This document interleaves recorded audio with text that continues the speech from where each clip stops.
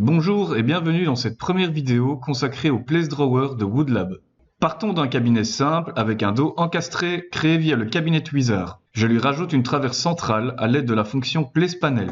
Pour ajouter un ou des tiroirs dans un cabinet, allez dans le catalogue Oikema Eng et droppez la fonction Place Drawer dans un cabinet. Une fenêtre s'ouvre et un tiroir s'affiche à l'intérieur du cabinet. Aidez-vous du schéma pour bien comprendre la fonction Place Drawer. Orientez-vous sur un côté du cabinet, désactivez la perspective et cachez le montant pour mieux voir le placement de tiroirs. D'abord, je dois sélectionner le tiroir à placer. Je clique sur le bouton de la bibliothèque, puis sélectionne le modèle de tiroir. Pour l'exemple, je choisis le modèle Legrabox M40. Ce tiroir comporte des côtés de tiroir en profilé aux dimensions définies. Je ne pourrai donc pas modifier la hauteur des côtés des tiroirs placés. Je sélectionne ensuite le matériau et l'épaisseur de la face tiroir. Passons à la section placement. Ici, je sélectionne le type de tiroir, soit tiroir interne, soit tiroir externe. Choisissons externe.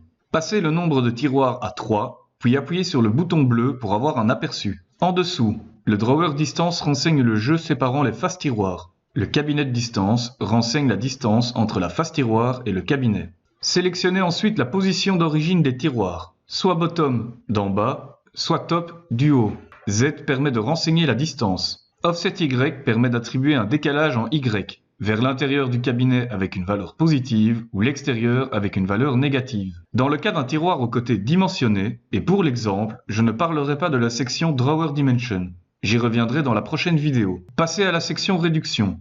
Ici, vous entrez les joints jeu de face tiroir. Pour l'exemple, j'entre 2 mm en haut, en D3, et sélectionne Middle. J'appuie sur le bouton bleu pour actualiser l'aperçu et clique à gauche sur l'icône engrenage pour repositionner les quincailleries, puis clique sur le bouton vert pour valider le placement des tiroirs. Les 3 tiroirs ont été validés, Woodlab a calculé automatiquement la hauteur des faces tiroirs. Celles-ci ont maintenant toute la même largeur. Je veux rajouter un tiroir, cette fois en interne, juste en dessous de la traverse centrale. Veillez à masquer les éléments précédemment placés avant de dropper une fonction pour que Woodlab interprète correctement le volume interne du cabinet. Je sélectionne les 3 tiroirs, clic droit et sélectionne masquer. Je peux maintenant déposer le Place Drawer à l'intérieur du cabinet. Je sélectionne le modèle Legrabox N40, qui est un tiroir similaire au M, mais ses profilés sont moins hauts. Je passe le tiroir en interne et sélectionne From Top, puis j'entre 10 mm en offset Y. Je sélectionne ensuite la ligne Keep Original Dimension pour désactiver la hauteur de face automatique. Je clique sur le bouton bleu, le tiroir se positionne bien en haut, décalé de 10 mm du champ avant. Je valide le placement de tiroir,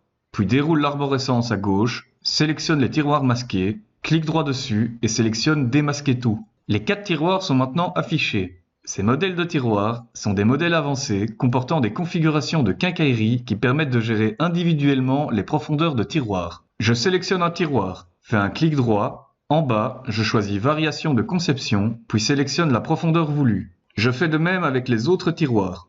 Pas d'inquiétude si les coulisses ou les profilés se placent mal. Pour resynchroniser les quincailleries de tiroirs, droppez Update Feature avec un clic droit. En faisant dérouler l'arborescence, vous retrouvez le type de tiroir, sa profondeur et les quincailleries placées.